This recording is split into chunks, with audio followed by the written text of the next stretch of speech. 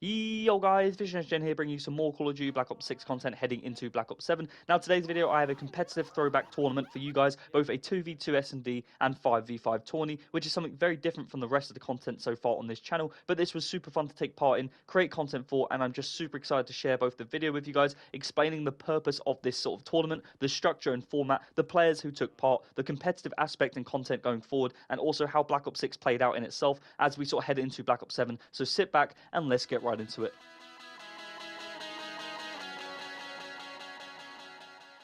So first things first, I guess it's probably worth highlighting the tournament in itself, the purpose, how this has come about, and who took part with the players. I guess the purpose, there's probably various reasons, the main one being to maintain that competitive aspect in my game heading into Black Ops 7. I effectively have a sort of past of playing game battles when it was once a thing, ranked play, being an iridescent player in comp, just generally liking to play Call of Duty at a higher level, a more competitive level in itself, and it's just something that sort of lacked this year, with Black Ops 6 not particularly being, in my opinion, a great game from a competitive point of view. With the maps and the way the game just played out, there were various elements that I wasn't particularly a fan of, but also just other games that I sort of took up on, like Marvel Rivals and so on. So effectively going into Black Ops 7, I was somewhat fully aware that going into Black Ops 7, I wanted to play something competitively to build over, sort of to get me through that little window of where we don't really have something to play from a competitive point of view. And this was something that I came up with an idea to let all of my friends know heading into Black Ops 7 that I want to arrange a little tournament. I luckily am one of those people that has a collective few group of friends who all know how to play the game at a competitive level, and it just so happens to be that we managed to find some time with 10 players to try and book in a little bit of a slot where we could just basically play Call of Duty all day long at a competitive level. So what I've done is effectively gave my friends 8 weeks notice. That's how far in advance I sort of planned this thing, and basically just said, look, I'm looking to host this little throwback tournament. It's going to be a 2v2 or it's going to be a 4v4. Originally it was meant to be for 8 players. Turned out on the day we ended up getting 10 players, which is quite rare, like I said, to find that many people both who understand how to play COD at a fairly competitive level. Now, look, none of us are pros here. None of us play this game like it's our job. We're just people that like to play Call of Duty who just somehow know how to play the game at a fairly decent level from a competitive standpoint. And it just so happens that we found a day that worked for 10 players. Now, that is rare. That's not happened before pretty much, but it just sort of takes note of how sort of, I guess, competitive this tournament already was starting out to be, with people turning up on time and also getting that many people just to play a game. Now, initially, it was going to be a LAN, but long story short, there were issues with hosting it. So effectively, we moved it to an online tournament. But going forward, we'll probably look to take up this, which I'll go over sort of in more detail towards the end of the video with regards to future sort of competitive gameplay on this channel. But also going forward, hosting a LAN would be a dream of mine. That's always been a bucket list item for any COD gamer, any gamer in general. That's something that every sort of COD guy, or like I said, gamer wants to do, is just to have a LAN party, whether you take part or host one. It's something that I've always wanted to do, and I know there's a lot of you guys out there that can relate. But heading into Black Ops 7, I'm aiming to play a lot more competitive gameplay. I really sort of hope that the maps just play better than this game in itself. Black Ops 6 as an overview, as a competitive cycle, I would say my experience playing this wasn't great. Right at the start of the game, we hosted a couple of these, which you're seeing right now, which is effectively like 3v3s and 4v4s, which was right at the start of the game when the camera grind was just absolutely rife and everyone was interested in that. So it was actually quite hard to justify going into pro matches when everyone was so fixated on trying to get camos and trying to prestige and whatever, so that sort of stuff. The fun multiplayer stuff that we all love, and I'm not complaining about, but it did sort of get in the way of playing more competitive experiences. And then to a certain point, we didn't play past a couple of weeks on competitive, and even when ranked play came out, I didn't really like it. Like I said, I felt like the maps just didn't play or flow well very much, at least for Hardpoint. SnD was okay. Vault is alright in terms of what you can actually do on the map. It was pretty much everyone just go to A every time and plant in the pool sort of bomb site. But other than that, look, the maps were okay. It just wasn't a fun year. So from a competitive point of view, it wasn't something I was driven to play or grind. And that is something in the past that I've done a lot. Like I've been iridescent in the past in ranked play. That's something I've been proud of, and which why I'm going to mention it, because it is worth noting. Like, I don't play this game for a living. It's not something I get paid to do or anything like that. It's just something that I've been playing for a long time, and I like to play the game at a more competitive level at times. Now, the structure of this tournament was quite simple. Originally, it was going to be a standard 2v2 tournament with 8 players, and then we were going to shift over to a 4v4 sort of format after. But effectively, like I said, we had 5 players, so it spiced up and changed it just a tweak. So I had to effectively change the entire format. So instead of having a 2v2 sort of knockout stage straight from the winners, we effectively just went into a league phase where we effectively had a 2v2 sort of 10 players, obviously, where you had to effectively play 4 games and then have to spectate 1 game. So technically 5 games in total. So the other 8 players who you would be playing against, which effectively, what you would effectively do is have team 1 play team 2, team 3 play team 4, and then with team 5 they would spectate the first game, which is effectively who me and my friend were in the first game. We spectated, and then from that point, you play 4 straight games with effectively all 5 teams having 4 games played and 1 spectate game. And at the end of that, we effectively formed seeds 1 to 5 with the map count coming into effect, which it definitely did, and I'll go over in a second. Now, I guess it's very relevant to briefly sort of provide an overview of the players that took part in this tournament. Like I said, I am very fortunate that I'm extremely lucky to be friends with 9 other competitive-minded players, people that have a past of playing comp, whether that's in ranked play or, of course, in game battles back in the day, UMG, you name it. Current experience dating back 10 years or more for a lot of the players that took part in this tournament. So they're all sort of competitively minded and all sort of skilled players in terms of gun skill, whatever it may be. But we haven't played Black Ops 6 at a competitive level, and therefore there's a lot of things that we were rusty on, or just sort of look a bit sort of maybe underwhelming in terms. But like, I didn't feel great, to be honest, the whole time. I just know how to use a submachine gun, and therefore against in a 1v1 or a 2v2, I take my own chances. Like I feel confident in that regardless of the maps. But the setups and the strategies that we use, you can probably tell if you guys are a competitive player, you played ranked, whatever it may be, you may be thinking, well, what the hell are they doing, or whatever it may be. Like I said, just get a bit of an overview or a bit of a backstory as to who the players are. I play with my longtime friend in this tournament who I met through gaming back in 2011. He is from Wales, and we have been gaming ever since. Now, he is arguably the least experienced going into this tournament, but we had a great tourney nonetheless, securing the number 1 seed in the league phase, going into a 3-1 series count, losing only 1 game in round 11, and having a 23-16 round count, which actually came into effect and put us ahead against the second seed, who also went 3-1, but they only had a 22-17 round count, so we beat them by 1 round. So going to round 11 and losing still mattered, and I did make everyone aware of that at the start. Even if you're going to lose games, try and lose them as close as possible. Even if you couldn't win, just try and make sure you don't lose 6-1s, because that was always going to catch people out. And it did catch some others out because they lost on round count, which effectively pushed them down the seeding. Now, this was just an extremely fun and competitive environment. Something I was not expecting to turn out so successfully, but it definitely did. As for the remaining players that took part, these are all of my closest friends and family. I've got my brother playing this, a cousin. I also split the teams up evenly, so to an extent. Although I did put arguably 2 of the best out of 10 players on a team together who shared a long-time duoship as well, having played together for over 10 years, and they did manage to pull it out the bag, winning the 2v2 tournament in the end in the knockout stages, where me and my duo went all the way to the grand finals and unfortunately lost 2-0. But nonetheless, like I said, it was extremely fun and an unforgettable experience, something that I and the rest of the players sort of thoroughly enjoyed. And the initial plan was to host a LAN party, like I said, and the intention is this, to go into Black Ops 7 and effectively get around to hosting that, something that I've always had on my bucket list as a gamer, a hardcore fan of this franchise as well. I've always wanted to do it, so that's something we're going to look to do, but unfortunately for this one, we weren't able to. But the 2v2 tournament itself took around 3 hours after the league phase game of taking 4 league games and then of course 1 spectate game, which took around 90 minutes.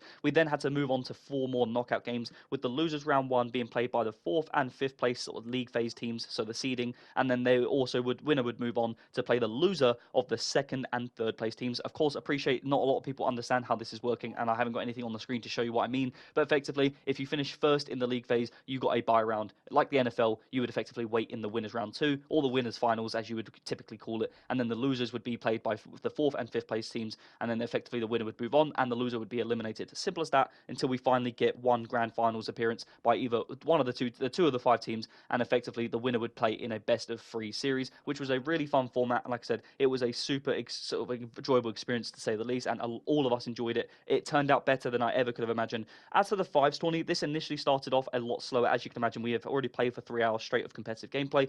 As I said, a lot of us hadn't played for a very long time in a competitive environment, so this was quite draining as it was, and I definitely did not anticipate this. I play a lot, as you guys can see on the channel, I play a lot of games generally, but I actually was not expecting the fatigue to hit me as it did. Like, we spectated the first game initially in the 2v2s, and then from that point onwards, we played 4 straight league games, winning 3 out of the 4, which means we secured the first seed, and then we had to then go on and play all the way through to the grand finals, so it was a long time of playing straight COD. And then as for the 5s, like I said, we had played so much already, I wasn't expecting it to be as competitive, but it turned out even better yet again. It was a mixed respawn and SnD best of 5, with the teams being sort of fairly balanced as it could be. Now, the series on this best of 5 for the 5v5s actually started on a hardpoint, with games 2 and 4 being the SnD, and the remaining games 3 and 5 were also on hardpoint as well, which I was a little bit surprised with. It was sort of like an up for interpretation in question I asked right at the start of the 5v5s. We hadn't figured out the format, and it was more of a, what do you guys think we want to play? Because we had just played so much 2v2 SnD, everyone was more interested in playing the hardpoint, which I was quite surprised with. Most of the games were extremely close, with my team losing the first 2 hardpoints, but managing to clutch up in the SnDs and then taking the series to game 5 hardpoint on Vault, which turned out to be extremely competitive to say the least.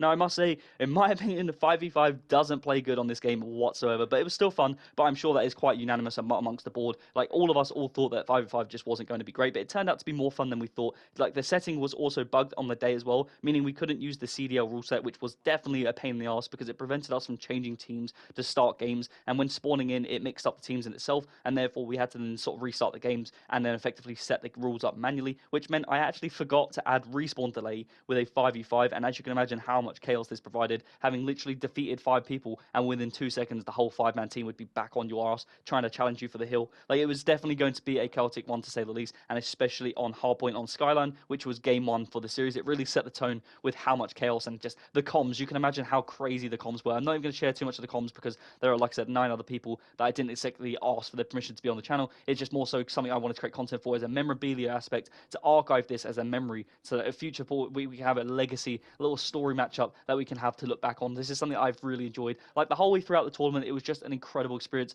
I don't know if anyone out there who can relate to this or has taken part or been in a LAN, whatever it may be, but just for myself, I truly didn't anticipate it to take off the way it did. Like, I didn't expect people just to generally take this as serious as it was in the end. Like, there was a really fun, competitive, serious aspect that I hadn't felt for quite some time, and it felt really real. And that part of it, you just have to cherish. And like I said, I want that to be archived because I want to look back at this one day and maybe we start playing other games going forward, like Black Ops 7 or other games which I'll go over at the end of the video. And maybe this is something we look back on. This was the starting point. But me and my friend who was the guy who was probably the least experienced going into this, he superseded expectations, which was also great because he's someone that lacks confidence when it comes down to competitive, and having me and him play and go toe-to-toe with all the other teams and win against 2 of the arguably the best players, my 2 best friends, and having them and beating them on this map Rewind, as you're seeing right now, in pretty convincing fashion. Like, it was really surreal seeing that how he stepped up and how players maybe you would least expect out of your friends to step up on the day, and he played really good. And as a duo, we sort of just bounced off one another, which is great because I've been playing for a long time. I probably have one of the sort of wealthiest amount of experience in terms of competitive, and like I said, he had the least, so it pretty much worked out pretty fairly that we both sort of went together. And like I said, we superseded expectations. I don't think a lot of my friends anticipated that we would take the first seed, also make it to the grand finals. It was a great achievement. We fell short, of course, and hats off to my 2 friends who managed to pull it away. They hadn't played this game since the start of the game literally launched back in like December, and getting all the way through to the grand finals and winning, that was tips off to them because, like I said, it was just really cool. We had so many people playing really good, sort of lights out Call of Duty for the best part of not playing the game for like 7 to 8 months, and then coming back to a game and playing at a really high level. In all things considered, like, we're not playing against pros, we're not playing against people that play rank play every single day who are iridescent level players. We're just playing against people who are competitively minded, who can shoot straight, and just generally has a great time playing in a competitive environment, whether it's 2v2s or 4v4 or 5v5, whatever it may be. It was just a really cool experience. And even some of these games that you can see here, we had so many people spectating. There was an amount of pressure for some people. It's something I love. I absolutely can't explain the feeling and how much I thrive off of those sort of pressure moments in Call of Duty. Like, I love being in 1v3s or 4 situations, doing the impossible, because it's a win-win situation. You can make it entertaining for your teammates who are watching, and you can pull off the impossible and create unforgettable memories. Like, that's something I always look at 1v1 or 1v4 situations as something that I just thrive on and look forward to. There are obviously some players who maybe falter under the pressure and find the lights too bright or whatever it may be, but like, for me, it's just something I absolutely love, and that's not being egotistical. I just generally have always found that it's an enjoyable experience in Call of Duty, something I absolutely live for. I've been playing COD all the way since the start. Like, I love doing and sort of being and taking part in those moments, and that was something that I guess a lot of players fell short in moments, in sort of the 2v2s at least. Going into the 5v5s, it was slightly different. Like I said, it was just a bit more less serious. Like, even the SnDs, some of the strats we were calling was like, all 5 of us just go to this bomb site and just hit it, and sometimes there was a blind counter and it was just mental. You'd have nades going off with no trophies down, and you'd have people just crashing the bomb sites, and it was just the most sort of chaotic experience as you can imagine. And throughout, even the hard points, like, it was just constant just regaining and just trying to retake hills. No one was really rotating because people, one, didn't know where the hills were, but also the rotations just wasn't really the important part because, like I said, it wasn't too serious, but at the same time, it definitely did make our team falter. In the first 2 hard points at least, we really struggled to try to get into the series in terms of trying to rotate around who was going to do what. Like, I'm just a sub player. I can naturally just slay out pretty effectively, but I needed people to try and get me spawns, which I was all for doing, but as a sub player on certain maps, and also with my slaying potential against other players maybe on my team, it just didn't really make sense. But we had a real sort of interesting dynamic issue that I wasn't really expecting or anticipating going into the 5s. and it turned out to be more of an issue than probably people anticipated. But it didn't really matter what gun I was using, it was just more so the role. I absolutely love just slaying against players, like that's just generally what I would enjoy doing. But I can play anchor, I can play for spawns, I can rotate early, whatever it may be. That's something that a lot of players in a competitive environment can and has to do anyways. You have to be asked to step up in all different aspects as well. So it's something I just wasn't really, I just thought it'd be worth highlighting because I wasn't expecting it to be as like a bit of an issue. But in the game one, when we played on the hardpoint, we played it on Skyline, we did not rotate or at least secure rotation. At least, I don't even think we did it once on the hardpoint on Skyline. I think on the Hacienda, which is this is game 3 right now, we definitely secured some hardpoint rotations, but for the most part, we just could not understand how to hold down the fences or the rock hill. Like the team we played against, tip off like my hat to them because they definitely somehow figured out. But like going into the SnDs, they were fun. The game 2 SnD was on red card. I actually didn't get the footage for that one. I apologies. But going into game 4, this was actually on protocol. As I said, we just 5-stacked this site. Like it was just a row call. Let's just all hit it and just see what happens. And it was absolutely horrible. Like I said, there was no trophies down, so I just played a little bit slower because I was anticipating the flank because, like I said, no one was expecting to crash the site as a 5v5, and I got my trades, but effectively throughout the game it was just strats like that. It was just a bit random. We did take it serious though as the series got closer to the end, and we wanted to make sure that this was game 4. We were down 2-1 in the series. We had lost the 2 hard points going into this, so we had to make sure we at least got the 2 SnDs, and that is effectively what we did. But it was really important because we actually wanted to win the 5s because it got to the point at the start it was a bit unserious, and as the series developed, because it was 2-1, like I said, there was people on my team that desperately wanted to win this because after all there were 4 other teams, 8 other players in that 2v2 tournament that didn't win anything. So there were people that on my team and of course on the other team that wanted to walk away winning both of either the 2v2s or the 5v5s. So there were people on this that took it more seriously, and I love that. I'm all for it. I'm a very competitive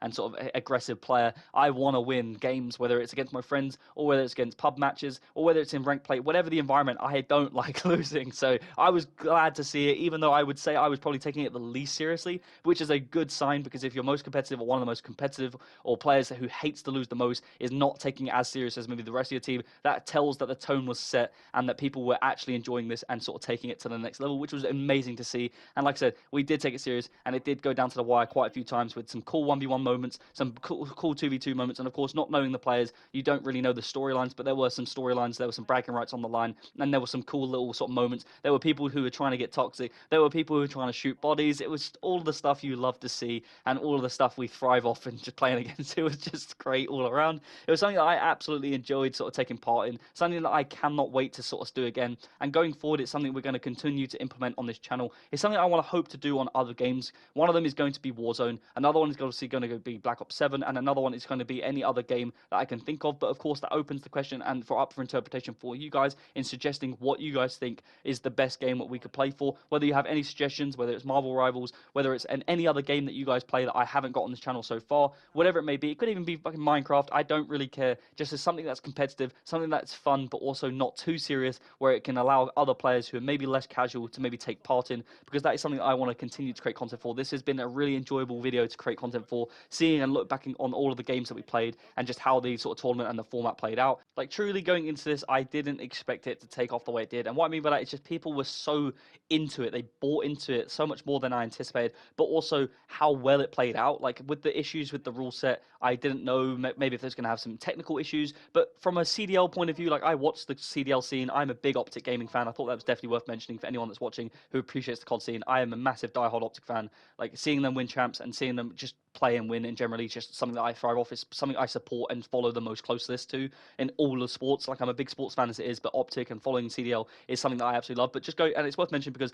the technical issues that they have, I was expecting to have somewhat of similar of those issues, but we really didn't have any issues other than the rule set thing where we had to manually assign the rules. So in the group chat before, I basically sent the message on what rules you guys need to be putting in order to have a fair sort of environment, which is basically what you would have done back in the day on game battles. People know typically what sort of rules you would have. You need to change the plant or the defuse time to 7.5 seconds, silent plant, all this sort of stuff. Just those little rules that make it more competitive. We made sure that they were on, and I put that in the chat so that before any game was started, any hosting team knew what the rules were. And we also just, again, I probably didn't really mention this earlier, but also making sure that every team had 2 hosting games and 2 away games kind of thing, so that everyone had a hosting advantage and also a non-host advantage. Like I balanced it so fairly to the point where every single duo had at least 2 out of their 4 games on host, at least for the fact that it was in the league phase game. And then in the knockouts, you had the advantage if you were in the upper bracket side. So for myself and my friend who qualified first or sort of finished first in the league phase, we had the hosting advantage going into every series forward. And that's like the advantage you try and give any team in the upper bracket side. But like I said, the CDL point of view,